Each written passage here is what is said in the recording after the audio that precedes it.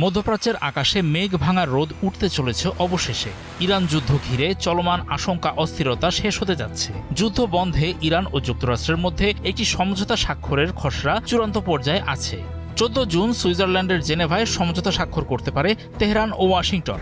সংবাদ মাধ্যম রয়টার্স থেকে এসব তথ্য জানা গেছে।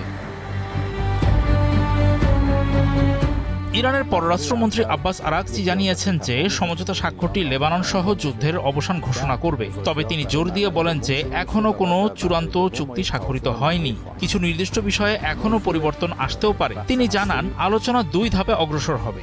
তিনি ব্যাখ্যা করেন পারমাণবিক ইস্যুটি চূড়ান্ত চুক্তির জন্য স্থগিত রাখা হয়েছে এবং সমঝোতা স্বাক্ষরের পাঠ্যটি এ পর্যন্ত বহুবার সংশোধন করা হয়েছে। আরাকচি আরও বলেন এই পর্যায়ে মার্কিন যুক্তরাষ্ট্রের পারমাণবিক দাবিগুলো ইরানের কাছে একেবারেই গ্রহণযোগ্য ছিল না।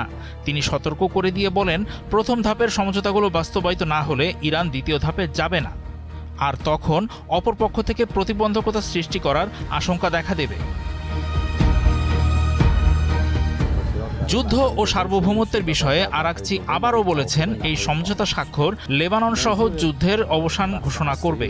লেবাননকে ইরান কখনোই একা ছেড়ে দেবে না। তিনি ব্যাখ্যা করেন সমঝোতার কাঠামোর মধ্যে যুদ্ধ শেষ করার অর্থ হল দক্ষিণ লেবাননের দখল হয়ে যাওয়া এলাকাগুলো থেকে ইসরায়েলের সেনা প্রত্যাহার করতে হবে। তিনি জোর দিয়ে বলেন তেহরান অত্যন্ত স্পষ্টভাবে অপরপক্ষকে বিষয়টি জানিয়ে দিয়েছে।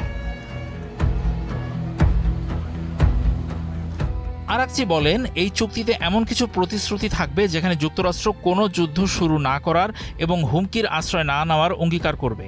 একই সঙ্গে সার্বভৌম সমতার ভিত্তিতে মার্কিন যুক্তরাষ্ট্র এবং ইরান একে অপরের সার্বভৌমত্বকে সম্মান জানাতে এবং একে অপরের অভ্যন্তরীণ বিষয়ে হস্তক্ষেপ থেকে বিরত থাকতে অঙ্গীকার করবে। হরমুজ প্রণালী এবং অবরোধের বিষয়ে আরাকচি জানান হরমুজ প্রণালীর ইস্যু এবং সামুদ্রিক অবরোধ প্রত্যাহারের বিষয়টি সমঝোতা স্মারকে অন্তর্ভুক্ত রয়েছে এবং ইরানের অবরুদ্ধ থাকা সম্পদের জন্য একটি নির্দিষ্ট প্রক্রিয়া নির্ধারণ করা হয়েছে। এছাড়া তিনি জোর দিয়ে বলেন হরমুজ প্রণালী ইরান আর ওমানের সার্বভৌমত্বের অধীনে পড়ে, এটি কোনো আন্তর্জাতিক জলপথ নয়। জানিয়ে তিনি আরও বলেন হরমুজ প্রণালীর ভবিষ্যৎ প্রশাসন আগের মতো থাকবে না। কাউকে এই প্রণালীর ওপর ইরান আর ওমানের সার্বভৌমত্ব ক্ষুণ্ণ করার অনুমতি দেওয়া হবে না।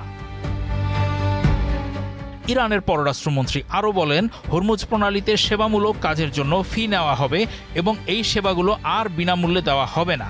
এছাড়া মার্কিন নৌ অবরোধের বিষয়টি ছিল প্রথম এজেন্ডা এবং এটি অবশ্যই প্রত্যাহার করতে হবে বলে জোর দেওয়া হয়েছে। পুনর্গঠন এবং অবরুদ্ধ সম্পদের বিষয়ে তিনি বলেন পুনর্গঠনের বিষয়টি উন্নয়ন পরিকল্পনার কাঠামোর মধ্যে উত্থাপন করা হয়েছে এবং আগামী দিনের আলোচনায় এর প্রক্রিয়াগুলো নিয়ে সম্মতি প্রকাশ করা হবে।